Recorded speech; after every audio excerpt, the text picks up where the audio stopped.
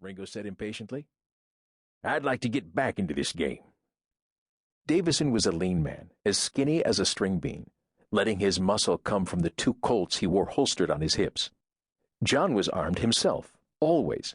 He, too, carried Colts, 6 shooters, each one double-barreled, providing him with an extra shot per gun. He also carried 2 knives, sheathed at his ankles. It wasn't out of meanness.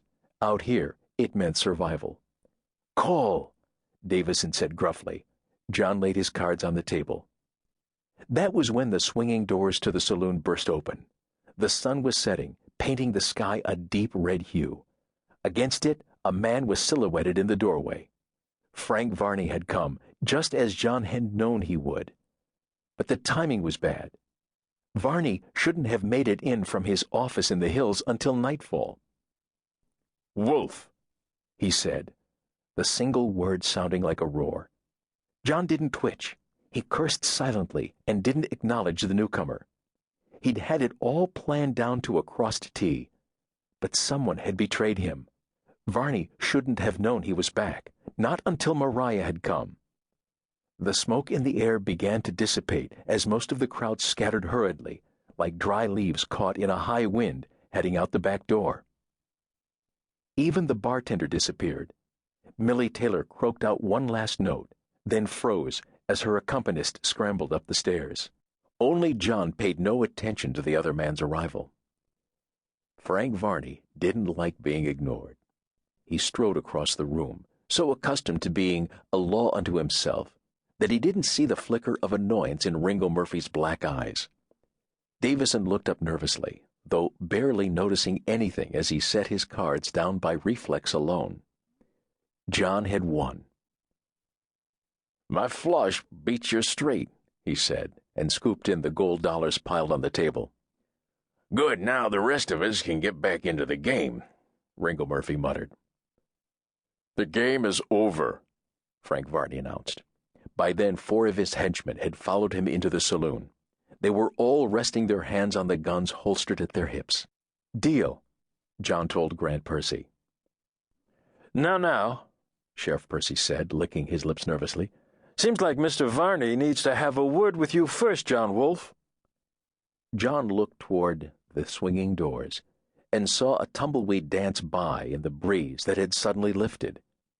He looked upward, not at Varney, but at the red sky that was darkening to crimson, deep as a dead man's blood.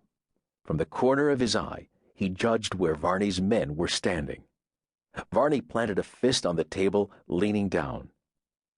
"You found the vein, didn't you? Well, it's my land, and it's my gold." John stared back at him and smiled slowly. "It's Paiute land," he said calmly. He drew the cards toward himself and started to shuffle. "I brought a claim into Carson City, and I took ownership on behalf of the tribe, of the land that once belonged to the Paiute Nation before you white men came and took it all away. Up in those offices in Carson City, they're not afraid of you, Varney. They believe in something called the law. So now the claim is on Paiute land, my friend." Ringo Murphy let out a snort and stared from one man to the other. "What the hell, are we playing cards here or not?" "Shut your mouth," Varney said. "We're doing business here." "Get the hell out of my sight, Varney," John said. "I told you, that gold is mine." It was amazing, John thought, that Varney didn't die of apoplexy on the spot. He looked as if he was about to explode. "That's my gold. And you're going to tell me where to find it, you red bastard?" "Is anyone going to deal?" Murphy demanded. "I would like to win my money back." "We'll get right back to it," John said to Murphy. He turned back to Varney. "Actually, I'm only half red. My mother was white.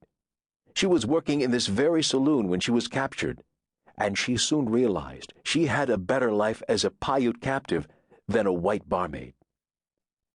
"Barmaid? Whore is more like it," Varney spat out. John looked evenly into the other man's eyes. "Whatever she might have done in life to survive, she was a far better person than you. Hell, Varney, you murdering scum, that makes her pretty damn fine in comparison."